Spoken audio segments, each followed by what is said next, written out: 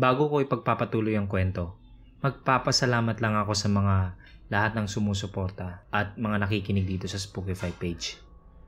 Nagbabasa ako sa comment nyo. Nakakataba ng puso ang mga feedbacks. Salamat dun sa mga humanga ng storya. Simulan na natin ang karugtong. Dahil nga sa nangyari kay Oplong, yung kaibigan ni Buddy na nagpakamatay gamit ang shotgun, alam ko na hindi talaga normal yung pagpapakamatay niya. Pero iba ang pinakakalat na version ng pamilya ni Oplong. Na-depress daw ito dahil nagkaaway sila ng kaibigan niyan si Buddy. Babo ng rason nila, no? Sa madaling salita, si Buddy ang sinisisi ng pamilya ni Oplong. Dahilan para magalit ang partner ko at ang pamilya. Yung Buddy na balasubas mag-isip, palabiro, naging seryoso at lagi nang nagmumukmok. Malungkot, malalim nang iniisip. Bago pa man tuluyang lumala ang sitwasyon ni Buddy, gumawa ako ng paraan. Nag-aalala na rin kasi ang buong pamilya na makita siyang ganun. Hindi na siya nagsasalita, tahimik lagi. Kahit si Carla na asawa niya, hindi na niya kinakausap. So naisipan ko mag-outing, yung mag-banding kaming lahat. Na sinang-ayunan naman nila. So nag-banding kaming lahat dito sa isang sikat na resort sa Lanao del Norte. Habang nagkakasiyahan ng lahat, nagkaroon ako ng pagkakataon na kausapin si Buddy sa gilid ng pool. Kinausap ko ng masinsinan si Buddy. Nakumbinsi ko siya na huwag na isipin ang mga hindi naman totoong nangyari.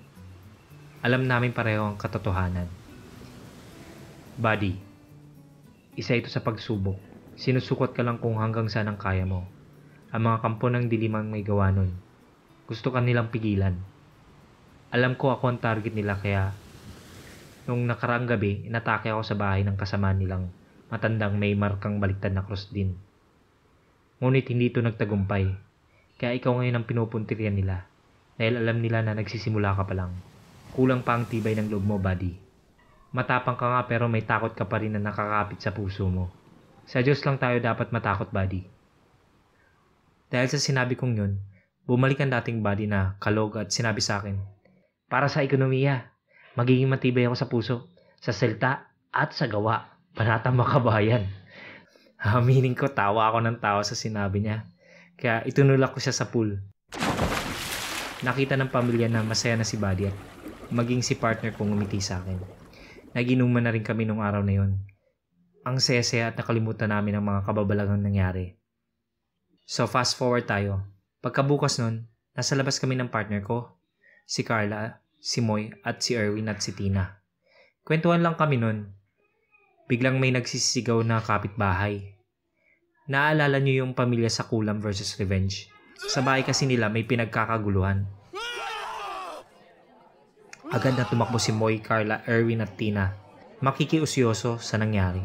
Kami ni partner naiwan lang sa kinaupuan namin. Kinukumbinsi kasi niya akong pumunta at makichismax daw kami. Iyoko sana pero nagpupumilit siya. Lalo na't na-curious siya sa sigaw na kapitbahay. Kaya napilitan akong pumunta kasama siya. Pagpunta namin, sa pintuan pa lang nakaramdam ako ng kakaibang lakas. Maraming tao na nakikisilip sa may bintana. Sa pintuan, mga chismakers, nakaharang. Si partner, naki-insert talaga. Makita lang ang nangyayari. Buti na lang at 5'6" ang height ko kaya nakikita ko kung ano nangyayari sa loob. Yung nagsisigaw na ang pangalan ay Paul, sinaniban. Muamot nami ug among gubuton ninyong lugar.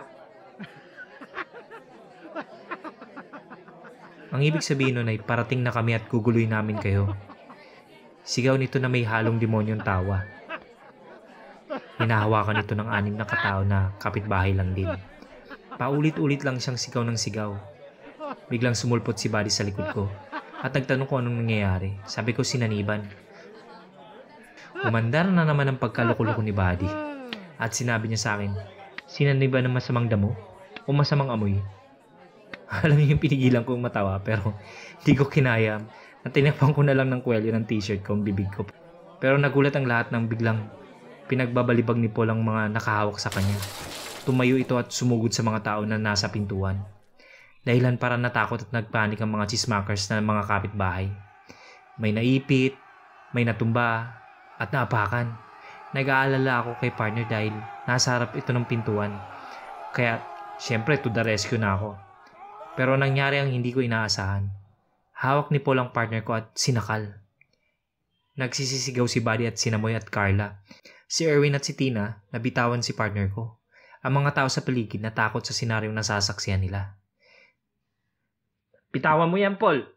Binabalaan kita. Mahinaong kong pakiusap kay Paul na nanlilisik ang mga mata na mas lalo niyang hinigpitan ng pagkakasakal sa partner ko. Nahinampas-hampas sa mukha niya at namumula na ang mukha ng partner ko. Maraming tao. Hindi pwedeng makita nila ang gagawin ko. Nahihipit ako sa isang sitwasyon na gawa na naman ang mga kampo ng demonyo.